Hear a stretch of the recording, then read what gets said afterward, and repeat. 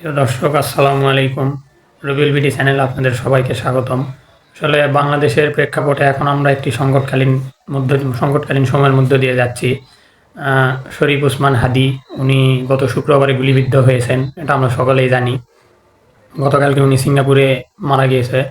ওনার মরদেহ আজকে বাংলাদেশে নিয়ে আসা হয়েছে। আসলে এটা কখনোই কাম্য না। বিরোধিতা রাজনীতিতে থাকবেই, এটা স্বাভাবিক।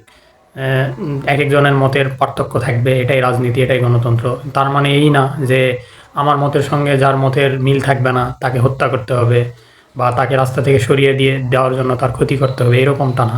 আসলে হাদির মৃত্যু এটা আসলে কখনোই কামনা না। এটার জন্য আমরা আসলে খুবই শোকাহত। আমরা আল্লাহর কাছে দোয়া করি যাতে হাদি জান্নাতবাসী হয়, শহীদি মর্যাদায় যাতে আল্লাহ তাকে কবুল করে। তবে আরেকটা জিনিস আমাদের বাংলাদেশে দেখতে পাচ্ছি, এটা হচ্ছে হাদির মৃত্যুকে কেন্দ্র করে বাংলাদেশকে একটি অস্থিতিশীল করার জন্য, বাংলাদেশকে একটি সংকটের মধ্যে ফেলে দেওয়ার জন্য অপচেষ্টা চলছে। যেমন আমরা গতকালকে দেখেছি যে হাদির মৃত্যুর খবরের পরপর কারা বা কোন দলের ছেলেপেলে, এটা আমরা আসলে সঠিক জানি না, দেখেছি প্রথম আলো পত্রিকা বা ডেইলি স্টার পত্রিকার আহ, আপনার অফিসগুলোতে হামলা হয়েছে, ভাঙচুর হয়েছে, আগুন দেওয়া হয়েছে। এরপরে ছায়ানট, এই প্রতিষ্ঠানটি আমাদের বাংলাদেশের সংস্কৃতি এগুলা নিয়ে ওনারা কাজ করে, এইগুলার অফিসে ভাঙচুর করা হয়েছে। খবরে শুনলাম যে হেলমেট পরে মুখ ঢেকে হামলা করেছে। আসলে এগুলো কাম্য না। তারপর ধানমন্ডি 32 হামলা করা হয়েছে। আসলে এটা হচ্ছে এক মুরগি কতবার জবাই করবেন, বিষয়টা এরকম হয়ে দাঁড়াইছে। তো এগুলাতে তো আমাদের দেশেরই আলটিমেটলি তো দেশের ক্ষতি হচ্ছে, এটাতে তো আমাদের জনগণের ক্ষতি হচ্ছে। হাদির মৃত্যুর সঙ্গে যারা জড়িত অবশ্যই তাদেরকে শাস্তির আওতায় আনতে হবে এবং এটা সরকারের নৈতিক দায়িত্ব।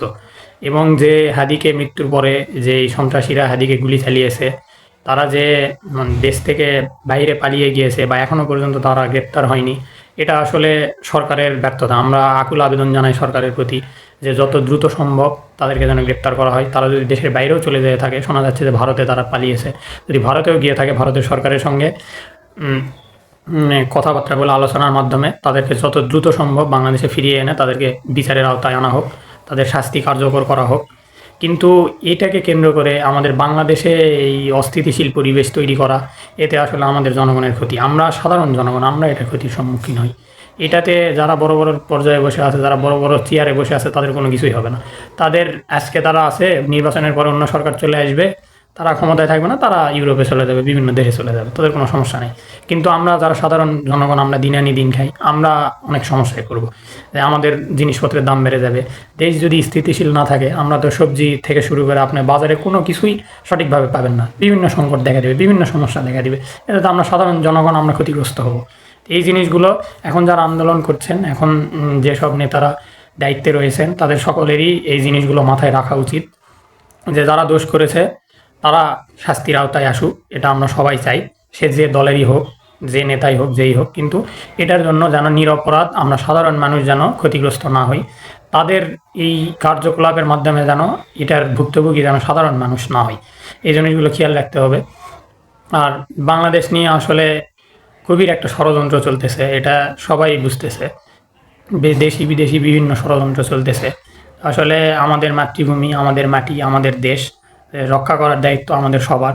সবার সকল জায়গা থেকে আমরা সবাই সতর্ক থাকব এবং আবারও হাদি মৃত্যুতে আমরা শোকাহত এবং আবারও আল্লাহর কাছে দোয়া করি হাদি যেন জান্নাতবাসী হয় এবং পরবর্তীতে যেন এইরকম কোনো ধরনের ঘটনা না ঘটে, সেটা নিশ্চিত করার জন্য অন্তর্বর্তীকালীন সরকারকে অবশ্যই আকুল আবেদন করছি যে তারা যেন সজাগ থাকে এবং বিশেষ করে আইন শৃঙ্খলা বাহিনী, পুলিশ বা র্যাব, বিজিবি যারা রয়েছে, তারা সকলে যেন সজাগ থাকে।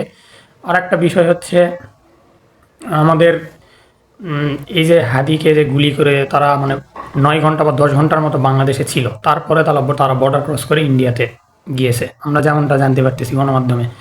তো এখন প্রশ্ন হচ্ছে, আমাদের বর্ডার গার্ড বিজিবি থাকার পরেও, আমাদের এত এত গোয়েন্দা সংস্থা এত কিছু থাকার পরেও হাদিকে গুলি করা হয়েছে দুপুরে। তারা প্রায় খবরে নিউজে দেখলাম রাত 2টা-2:30টার সময় তারা বর্ডার ক্রস করে ইন্ডিয়া গিয়েছে। এই যে এতক্ষণ এই 9-10 ঘন্টা তো বাংলাদেশে তারা ছিল যে কোনো জায়গায় থাকার পরও, তারপরও কেন আমাদের গোয়েন্দা সংস্থা, আমাদের পুলিশ, আমাদের র্যাব তারা ব্যর্থ হলো? তারা কেন তাদেরকে গ্রেপ্তার করতে পারলো না? এই সন্ত্রাসী কীভাবে পালিয়ে গেল, এটাও একটা প্রশ্ন। যাই হোক, আমি আবারও আকুল আবেদন জানাচ্ছি যে আমাদের আইনশৃঙ্খলা বাহিনীর দায়িত্বে যারা রয়েছে সকলে সজাগ থাকবে এবং এরকম ঘটনা যাতে পরবর্তীতে আর না ঘটে। আর এগুলোর যে কোনো রাজনৈতিক কর্মকাণ্ডের ভুক্তভোগী বা বলি যেন আমরা সাধারণ জনগণ না হই, এটাই হচ্ছে আমাদের মেন কথা। তো আজকে এই পর্যন্তই। সকলে ভালো থাকবেন। রবিউল বিডি চ্যানেলটি সাবস্ক্রাইব করে দিবেন এবং এখন থেকে নিয়মিত ভিডিও দেওয়ার চেষ্টা করব ইনশাল্লাহ। এতদিন আমার পারিবারিক বা পার্সোনাল কিছু সমস্যার কারণে আমি আসতে পারি নাই আমার চ্যানেলে। দর্শক যারা আছেন তাদের কাছে আমি আন্তরিকভাবে দুঃখ প্রকাশ করছি। তো এখন থেকে ইনশাল্লাহ দেশের খাতিরে, আমাদের সাধারণ জনগণের খাতিরে, আমাদের নিজেদের খাতিরে অবশ্যই নিয়মিত ভিডিওতে আসার চেষ্টা করব। তো সবাই সাবস্ক্রাইব করে পাশে থাকবেন। ধন্যবাদ সবাইকে। আসসালামু আলাইকুম।